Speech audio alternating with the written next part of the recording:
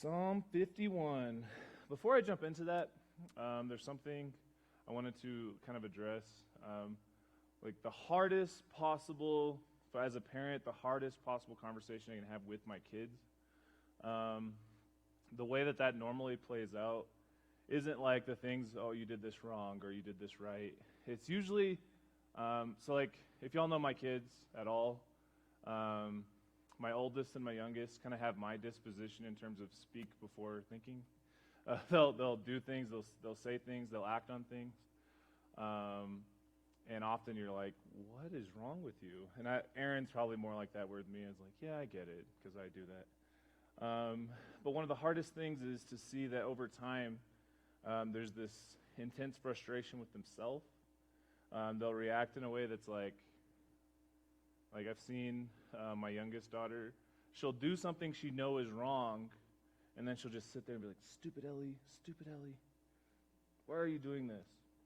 And the reason it's such a hard conversation is because I do that. Like, I don't say stupid Ellie, but I say, like, stupid Jonathan, like, why are you doing this? Like, why are you like this? And I kind of always have this, like, hope in my head that my kids won't interact with the world the way that I interact with the world and the struggles, and engage in their own sin issue the way that I do. Because I know, because Scripture's clear, the way that we engage with sin in our life is described as a dog returning to their vomit. And over in my life, dealing with sin in that way has never caused any sort of helpful solution to my problem, but I do it anyways. And then I watch as my kids struggle with their own issues. It's not the times that they ignore their issues, it's the time that they know that they have issues and they don't seem to have a remedy to solve it. It's heartbreaking to see that in children. But as we see here in this psalm, this is known as a penitential psalm, or it's a plea going before God. There's like 7 of these all throughout the course of Psalms in general. They're confessions. Here we know that David is the ascribed author of the passage. And it's focusing on what is probably, at least in recorded, it's the worst moment in David's life, right? And in the midst of him confessing the worst of himself, the psalm is also clearing out like the most intense opposites. Here's the absolute worst of me, but here's the absolute greatest possible hope of salvation. So before we jump into it, just in case we all aren't on the same page, we need to go over what exactly is this worst moment of David's life. So David's the king over Israel. He's a super important king in their history, obviously. The whole messianic prophecy starts on this lineage with him that we understand. And right at the beginning of the passage that this is referring to, it describes that at this time, this is the time that kings go to war. So the kings go with their army and they go to war.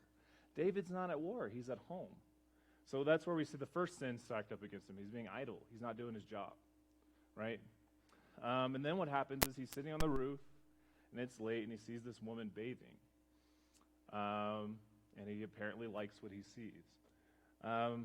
The nature of that, though, is instead of being like, ooh, I shouldn't be looking at this, he's like, I want to get to know who that person is. So he starts asking questions about this woman, finds out her name's Bathsheba, and she's married to Uriah. And instead of being like, again, oh, she's someone's wife, I should probably not do this, he sends someone. So he's not just doing this himself, he's making others involved in this to go get her.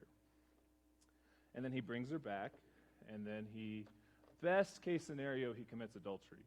You never want that to be your best case scenario, because it's someone else's wife.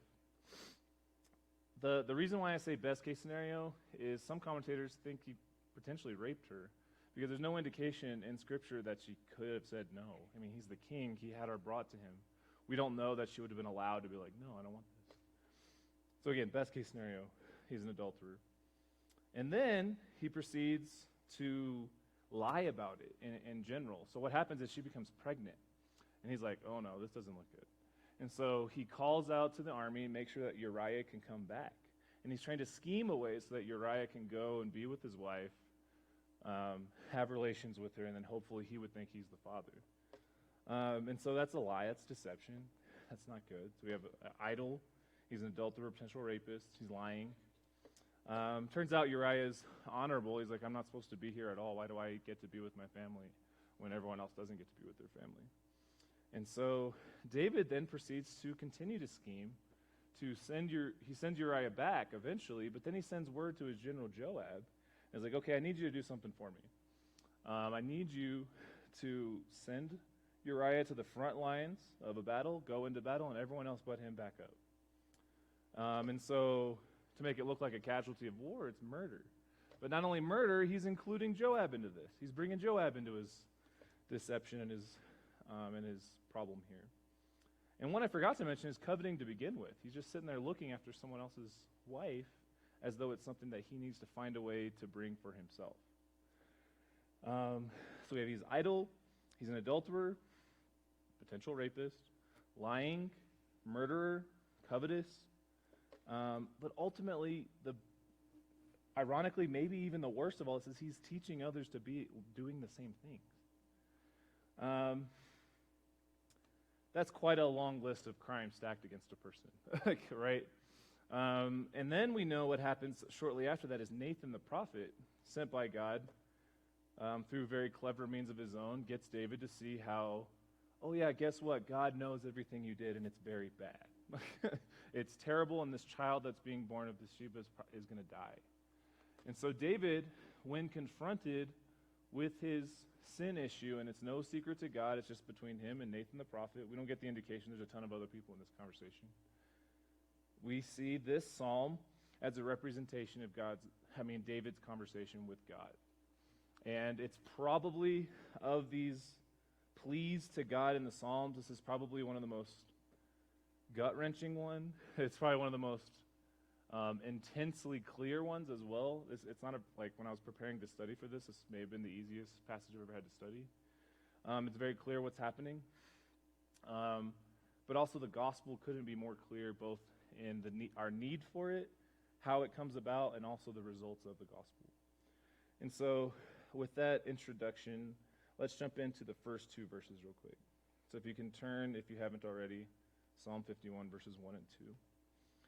It says, "Have mercy on me, O God, according to your steadfast love. According to your abundant mercy, blot out my transgressions.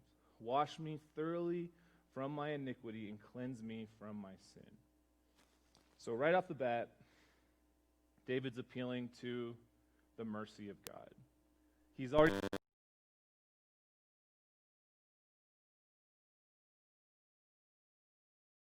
things about David's life that are very godly. And before God, David doesn't bring that up. Why? Why doesn't God do that? Because we do that with other people all the time. They're like, sure, so-and-so did this, but think of all these awesome things they've done. I may have lied to this person, but also, man, I've done so much for them in this situation.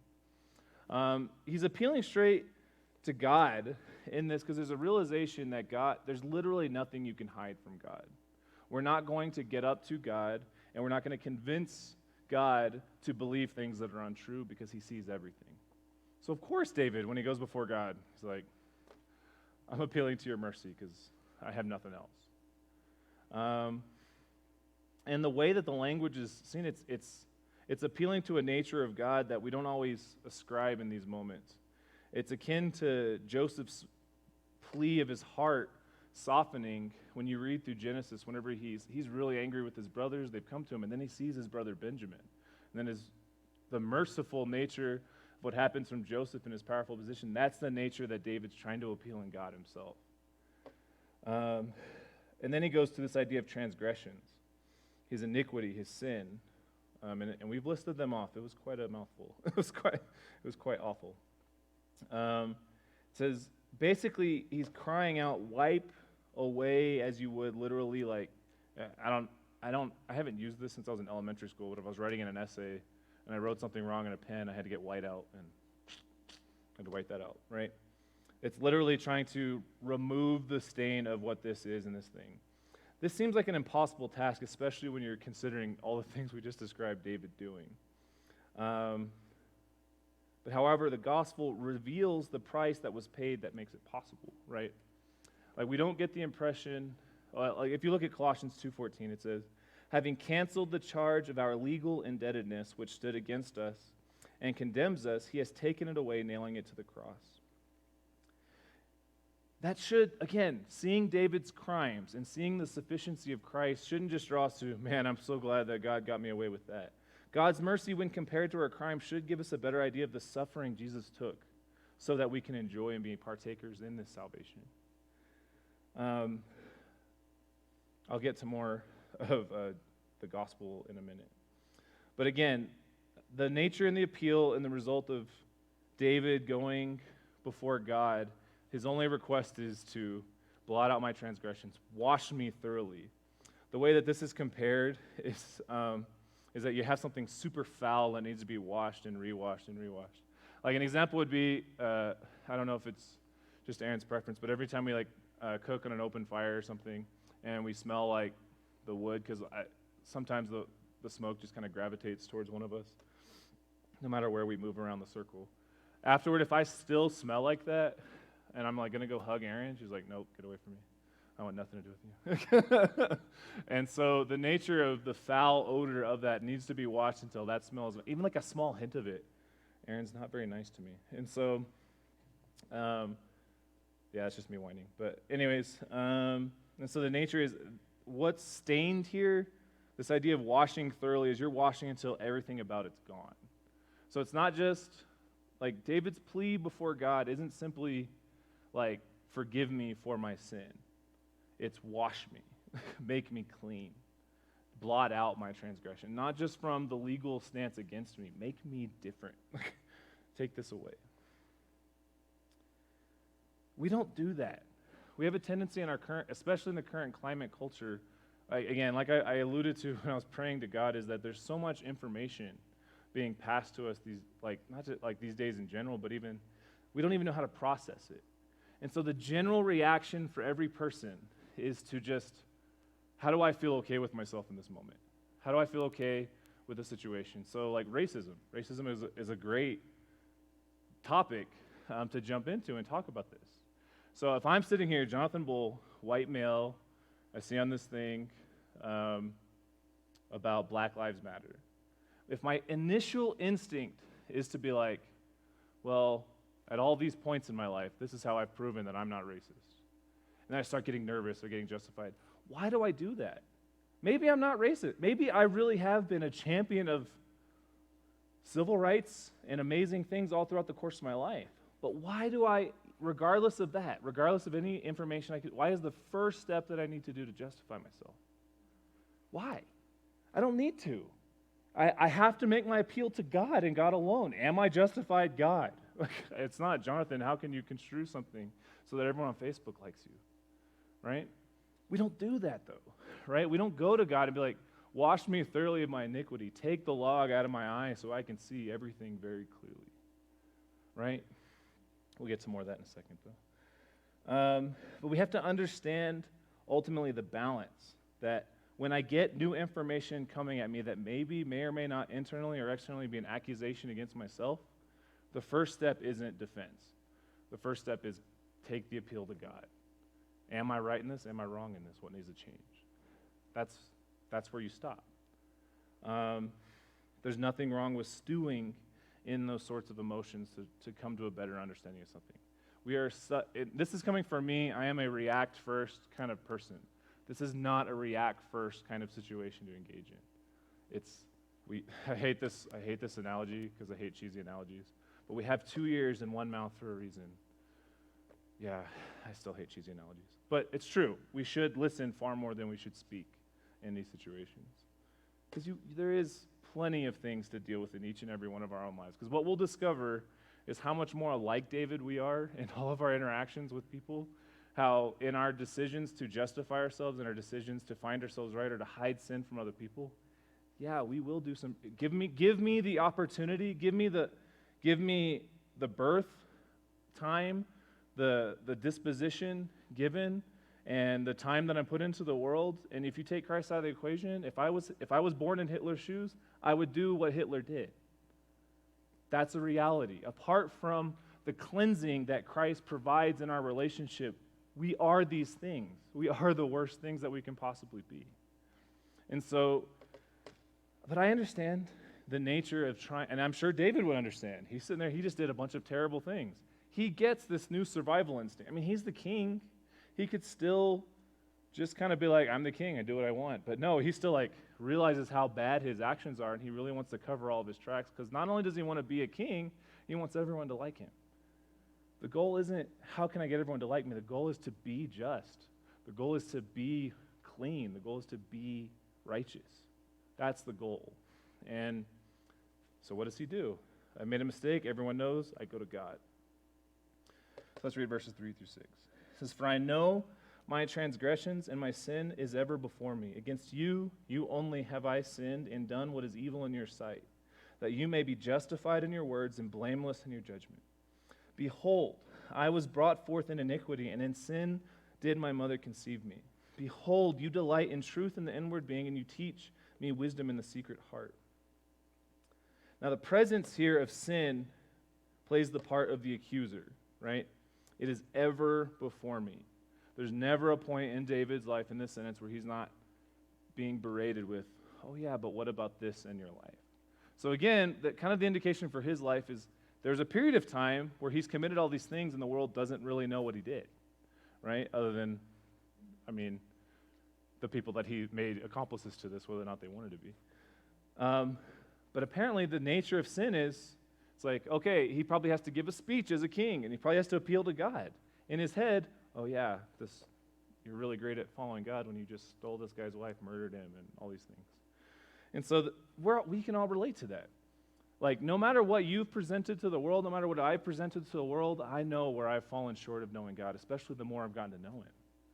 And there are things that we have all thought in this room that if everyone else in this room knew about it, we would probably rush to the exit, right? That's just the reality of being a human being. And so he makes it clear. It's very clear, for I know my transgressions, my sin is ever before me. But then he makes a very strange statement. He's like, against you and you only have I sinned and done what is evil in your sight. It's like, Bathsheba?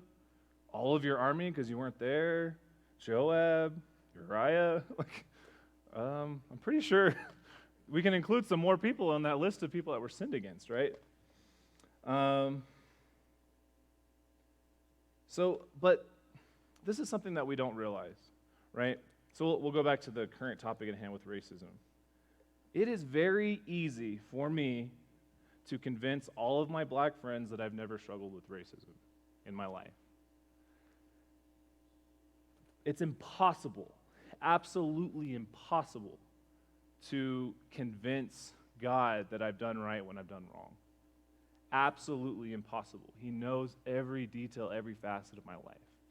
And then something that's more important to realize is it's also possible for an individual.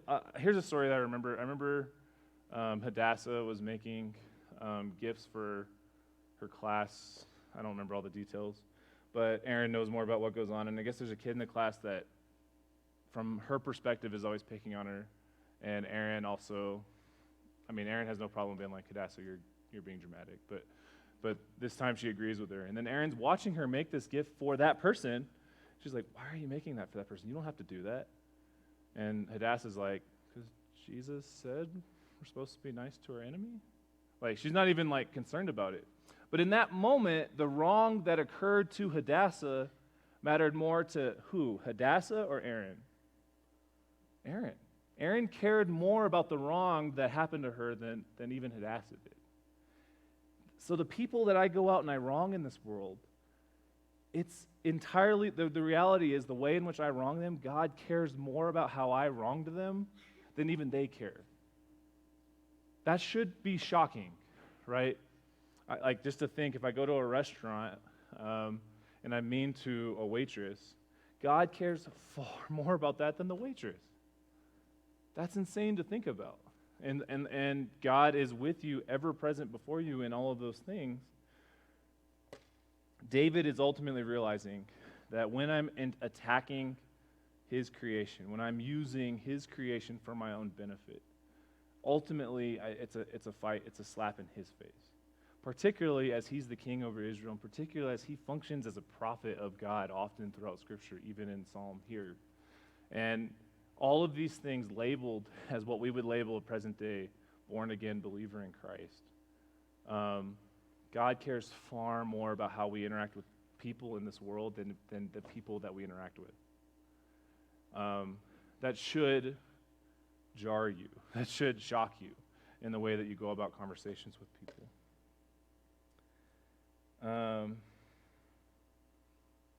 So in regards to our sin issue, just like David here, we take it to the top. That also reminds us of Joseph in Scripture.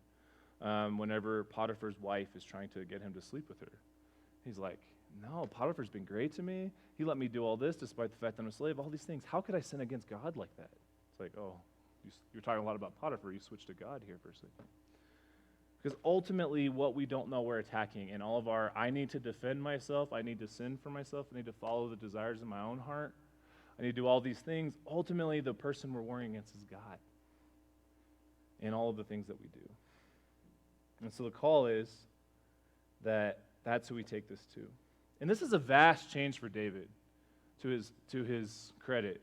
Because what he was doing is, I just did this sin. I just found out Bathsheba is having a child. So what does he do? Take his appeal to God? No, he's trying to cover his tracks. He tries to justify himself. Just back to Facebook. So many of my friends, so many of the people that I know, who I've interacted with in their life, all they're trying to do with new processed information is to cover the tracks for their own justification, cover their own heart mistakes that they've engaged in their own life. They do all these kinds of things so that they feel better about their own situation. And again, like I said, it's much easier to convince Facebook that you've done right when you've done wrong than it is to convince God, because the second one's impossible. And so, but his transition, how do I cover my tracks, to how have I been hurt? How do I hurt God in this? How am I attacking God, ultimately? Because that's who he says he's the ultimate issue. And I already know, maybe many of us in this room and many Christians everywhere, whenever we hear anything that's an appeal to, I'm going to seek Jesus in this. We need Jesus. Most people are like, yeah, I wish insert other person's name would do that. I'm talking to each and every single one of you in this room. I'm talking to me in this room. There is no one in here that's been free from the stain of sin. There's been no one in here that's been free from the stain of prejudice. There's been no one in here that's been free of the stain of all of these different issues. And we have to go and make our appeal to God. That's the only place where wisdom happens. That's the only place where truth happens, and that's where we see the result of what he does at the end of this passage. It's like, behold, you delight in truth in the inward being, and you teach me wisdom in the secret heart. Because it's not just about how do I know all the information of what I've done wrong. This is the only remedy for the solution. This is the only remedy for the problem. When I go to God, what does he do? He teaches me truth in the inward being. He grows me up in wisdom. He changes me. And it's more bold of a statement in the next passages. But the first big point that we need to make when it comes to our relationship between our sin in our life and God is we have to be real with God. Be 100% real with God. It probably should help the first step to know that God already knows everything. So if you're not real with God, if you're still finding a way, one of the clearest tests that you're not being real with God is how comfortable you are with not being real with the world around you. Right?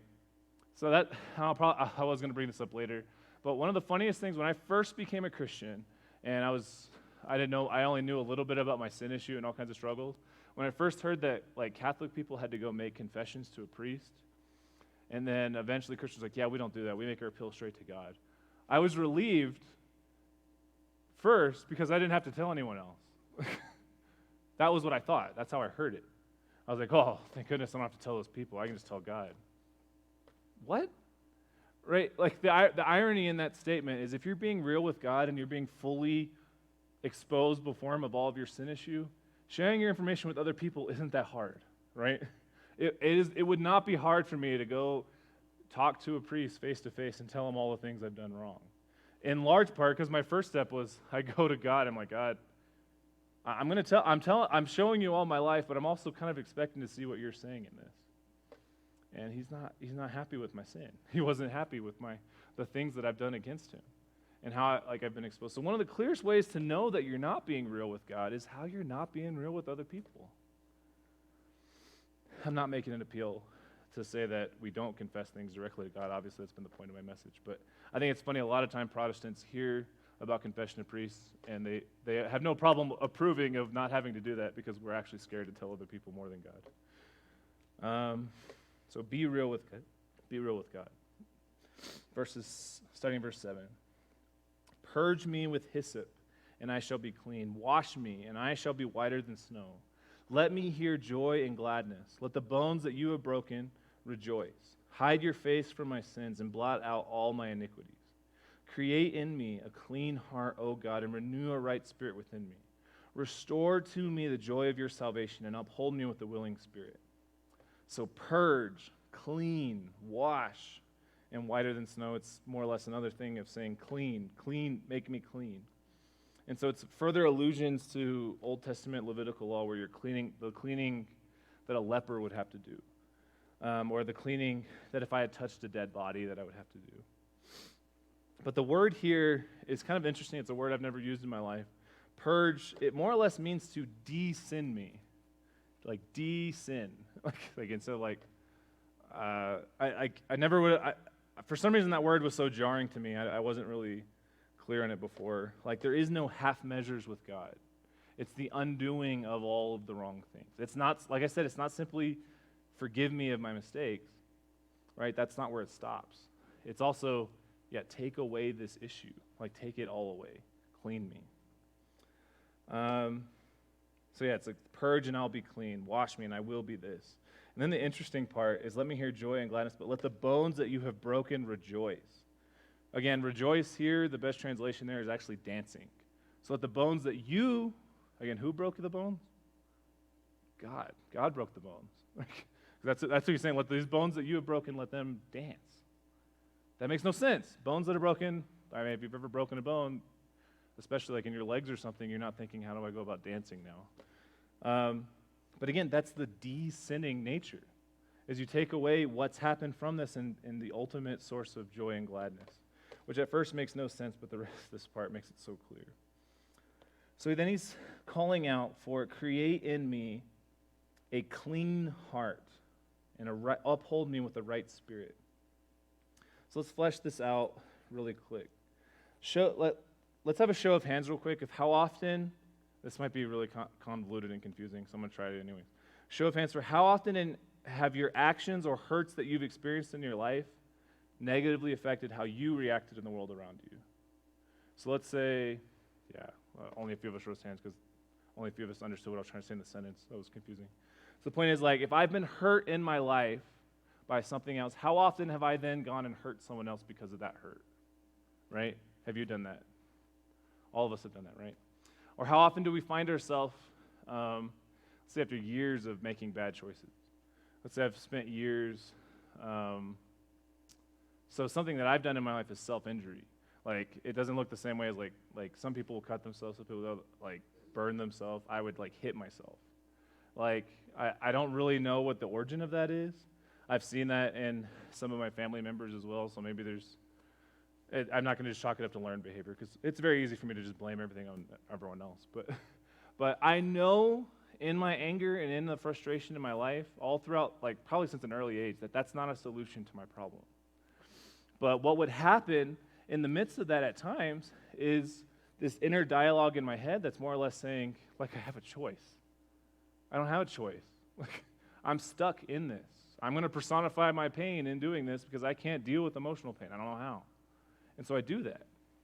Other people, that's kind of like the thing I mentioned earlier. Like, my poor daughter, she'll sit there in a struggle and she'll be like, I can't not do it. I want to do the right thing, but I can't do it. And we often find ourselves in that position with the look in someone's eyes when they're dealing with their sin issue for the first time. It's like, I meet with guys struggling with like sexual sin issue. And I'll be like, I'm not the best counselor in the world. And so especially early on when I was a Christian, so I was like, I'm really struggling with pornography. I'm like, okay, stop it. Don't do it. Like, what do you want? Just stop doing that. And then the first initial look in the eyes when we think in that context is, yeah, that'd be great. That'd be great for me to not do that. But we see this idea as we have a choice because what we're doing at that moment is we're looking to ourselves as the remedy.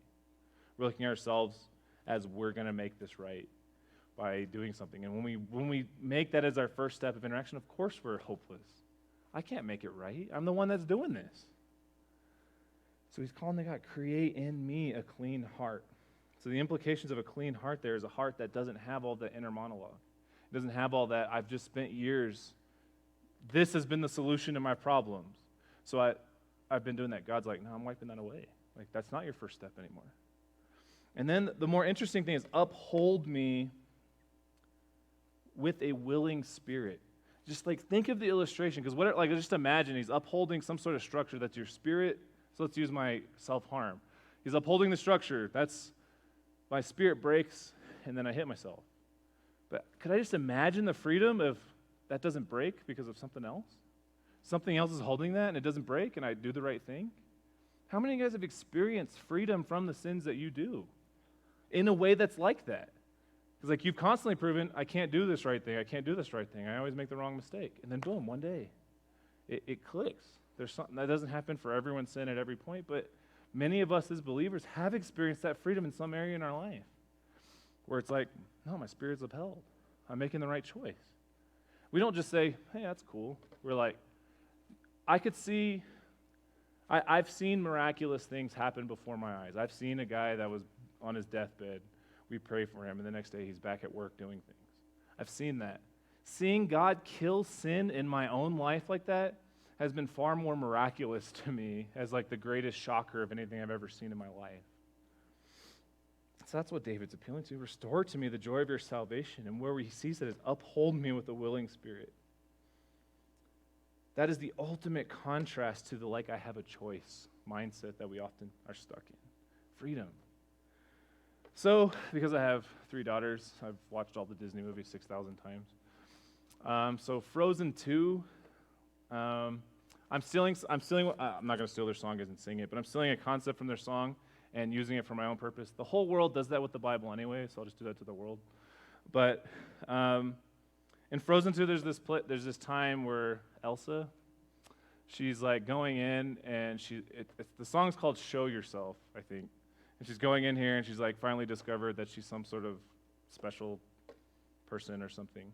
But the reason that song is interesting is like there's this grand desire for Elsa to discover everything about her that's right? Now, the world can use that for any other remedy, but there's a similar concept here in this passage, this whole idea of if God would clean me, if he would uphold me with this willingness to do everything that's inside of him, that's the sort of emotion that takes place inside the life of a Christian, right? And when you've experienced that kind of things, you do see these issues dissipate. This need to defend yourself when you don't need to defend yourself is great. That doesn't mean you haven't done wrong, but you're actually capable of turning into what we know is to do the right thing. So the first point we made earlier was be real with God. The point now is, the first, be real with God. The next one is the real person with God becomes the healed person by God. So the real person with God becomes the healed person by God.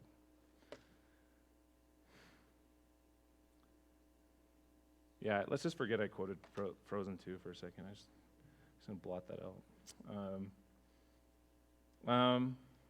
So let's read 13 through 17. Then I will teach transgressors your ways, and sinners will return to you. Deliver me from blood guiltiness, O God of my salvation, and my tongue will sing aloud of your righteousness. O Lord, open my lips, and my mouth will declare your praise. For you will not delight in sacrifice, or I would give it. You will not be pleased with a burnt offering. The sacrifices of God are a broken spirit, a broken and contrite heart, O God, you will not despise.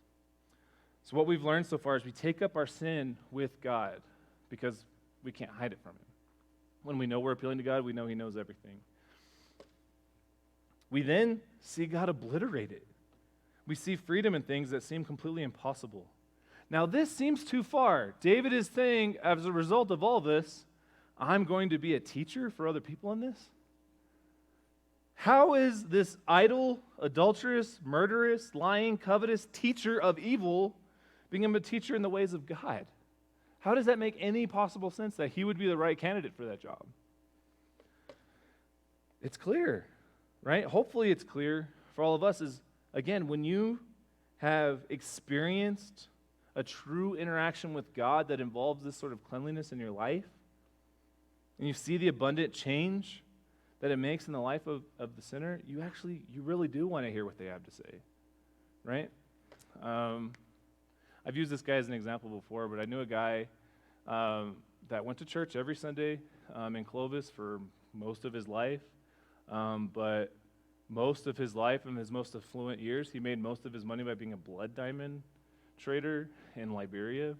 So what that means is he's forcing local Liberian people to be in slavery, essentially, or making next to nothing, producing diamonds so that he can sell them at utmost profit. And it's far more complicated than that, but there's a movie called Blood Diamond that'd probably be helpful to watch. And he was in his 60s, and he became a Christian. Like, he had a crazy experience in the midst of a civil war in Liberia, which would be, if you want to hear about that, that's a different conversation. But through that, he saw the wrong of what he did. He saw all the destruction he did. And I promise you, he was popular for the wrong that he did there as well. So what has he done to spend the twilight years of his life? He goes back to Liberia, sharing the gospel, engaging in humanitarian aid to the country he used to ravish and destroy, right? And thousands go to everything he does, not just for the things he gives, but just for the message that's being preached. And thousands, like, he's made a ridiculously positive impact in Liberia to a people that he specifically was spending most of his life abusing and destroying. And they want to hear what he has to say. They want to hear, what is it you destroyed so many of our families? You destroyed so much stuff, but you're here doing good and doing these things. I don't want to just have the information. Like, what is it that's changed? Like, what's different? Why is this a new guy standing in front of us? So yeah, like, all these things that all of us in here we're scared of. We're filled with sin issue. We're filled with things that we've done destructively to the world around us that we don't even know. We've been prejudiced in ways we can't even imagine. And we try to justify it. We try to hide it. But what we don't realize is when we actually, like, dig deep with these struggles that we've had, when we actually interact with God in a way where he purges us, he cleans us, he upholds us with the right spirit, not only do we experience the joy of salvation, we bring life to other people. And it's the joy and the satisfaction association with that is immeasurable. And the reason why it's so joyous is that it's literally what you were made to do. It's literally the point of your existence. And the irony is, whenever you're defending yourself and justifying yourself so that you will feel comfortable with yourself, you're literally opposing the whole point to your existence. One of the funniest things about evangelism is when I go out on a campus and I start talking to people, I ask them, what's your purpose in life? For everyone that doesn't know the Bible, that's the hardest question. They're like, oh, it's a hard question. It really isn't. It's a really easy question. I'm made to glorify God and make much of him in the world around me. It's not that complicated. It might look different in certain contexts, but whether I find myself working here or working here, the goal is everyone around me needs to have a better interaction with Jesus because I'm there. But we don't know that. We're too busy trying to justify ourselves and feel like a good person to realize when we realize we're really not that good of people, that God can actually heal us. God can actually bring righteousness from our lives.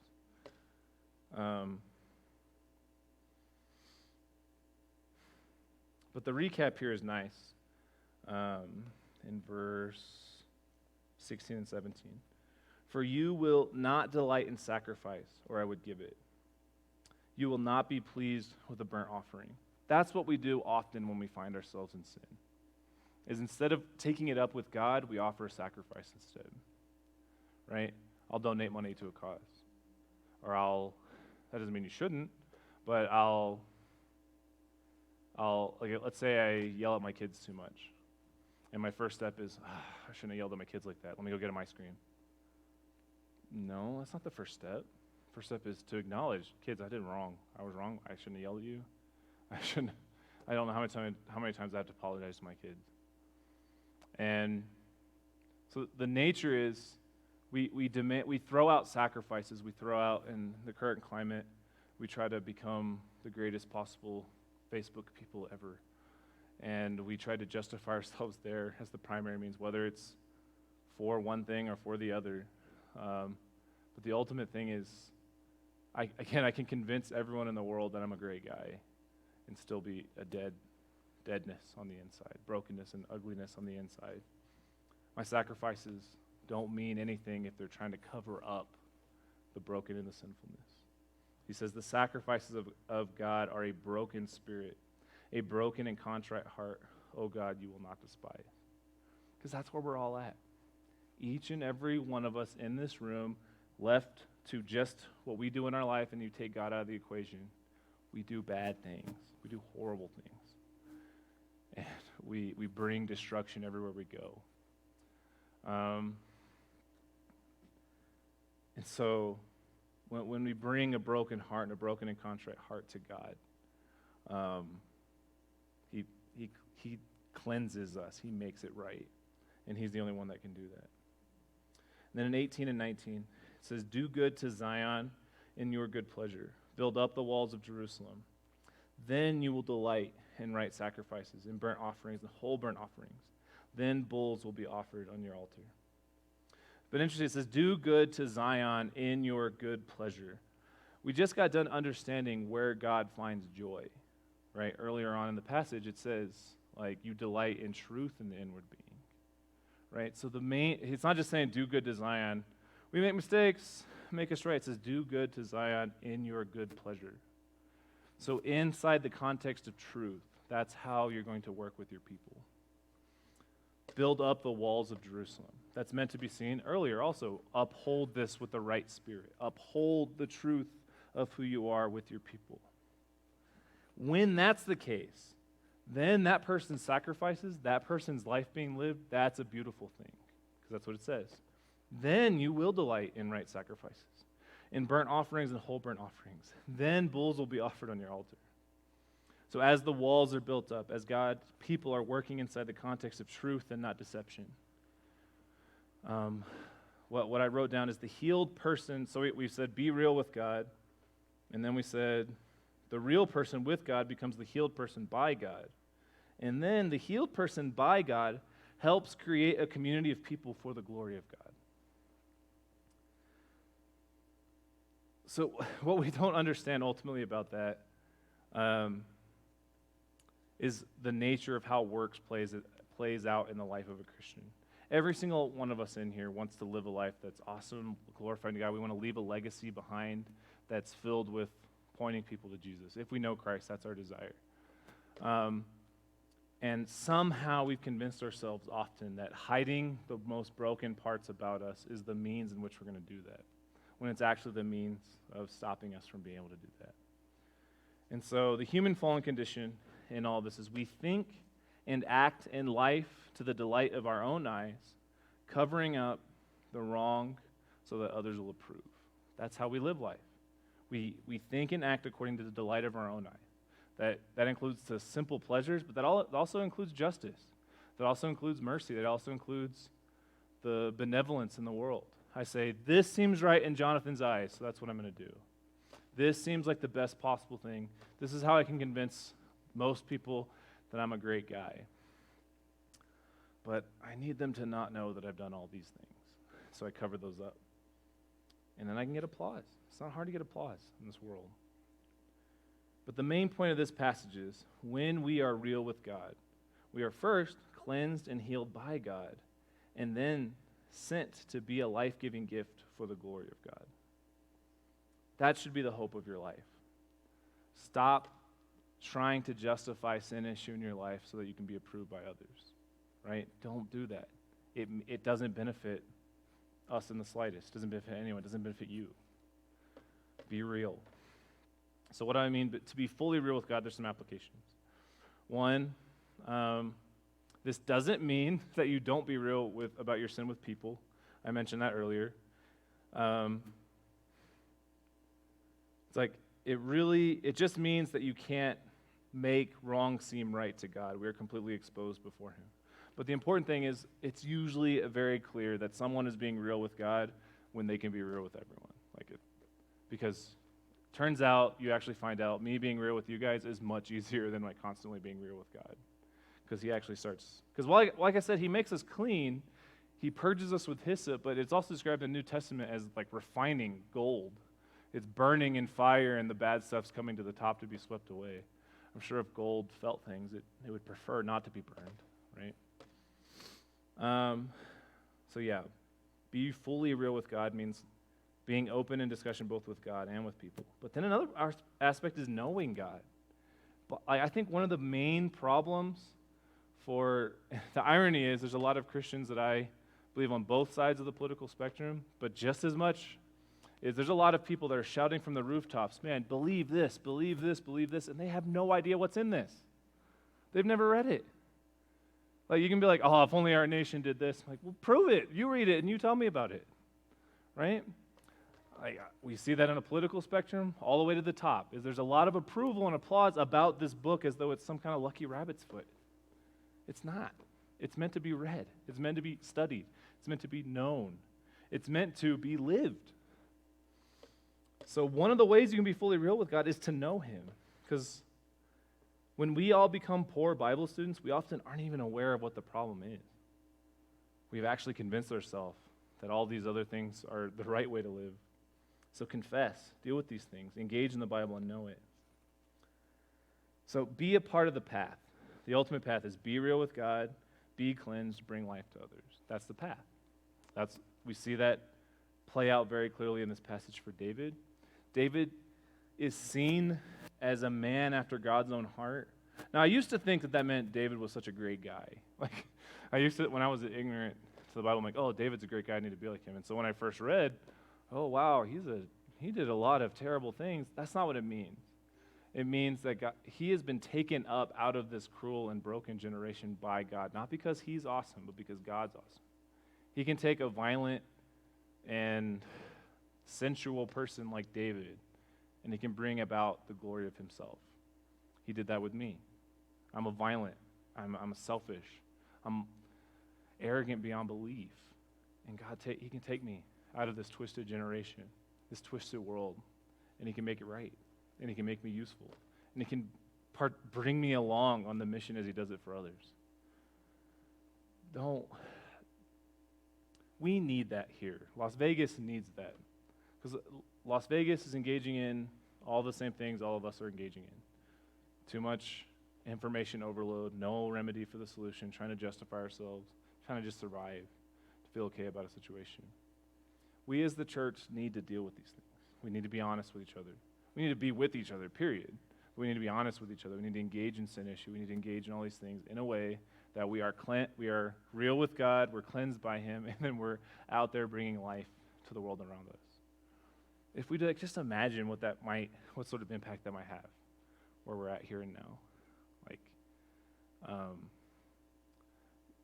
A community that I would even say has been littered by terrible, terrible Bible teaching from us, maybe even in the way we live our lives on top of it. We might give a lot of great theology, but our practice might not be good.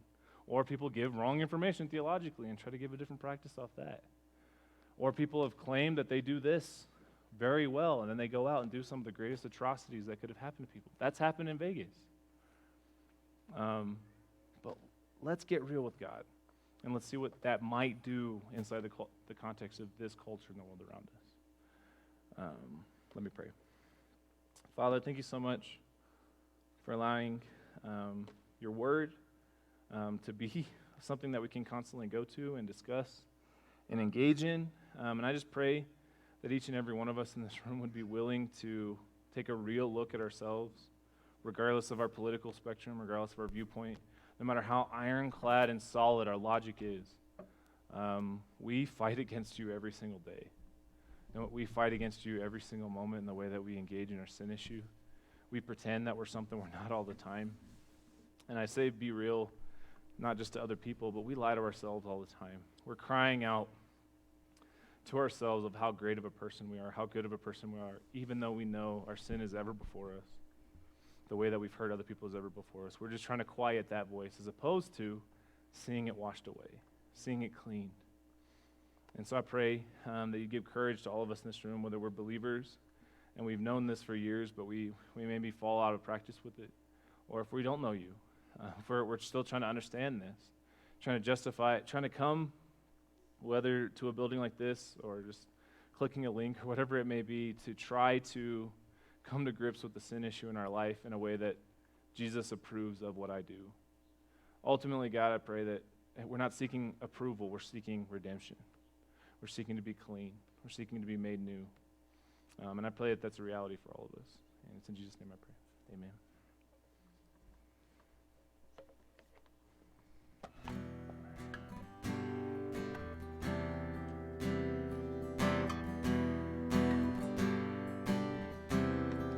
Mercy on me, O God, according to your unfailing love, according to your great compassion, blot out my transgressions. Have mercy on me, O God, according to your unfailing love, according to your great compassion, blot out my transgressions. Would you create in me a clean heart, O God? Restore in me the joy of your salvation. Would you create in me a clean heart, O God? Restore in me the joy of your salvation. The sacrifices of our God are a broken and a contrite heart. Against you and you alone have I sinned.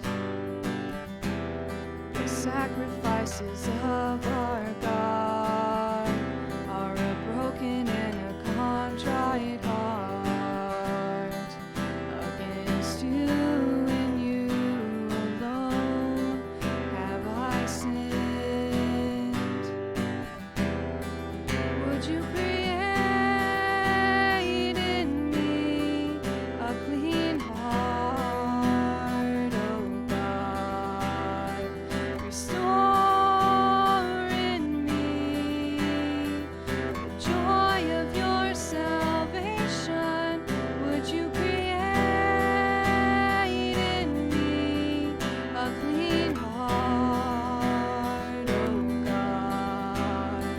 Restore in me the joy of your salvation.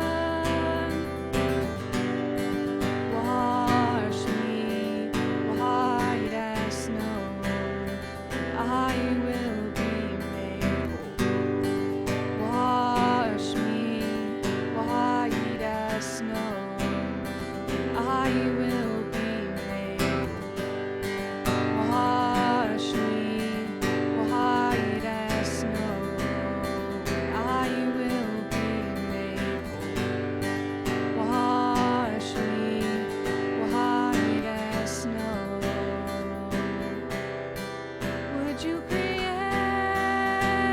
in me a clean heart, O God? Restore in me the joy of your salvation. Would you create in me a clean heart, O God? Restore in me the joy of your salvation.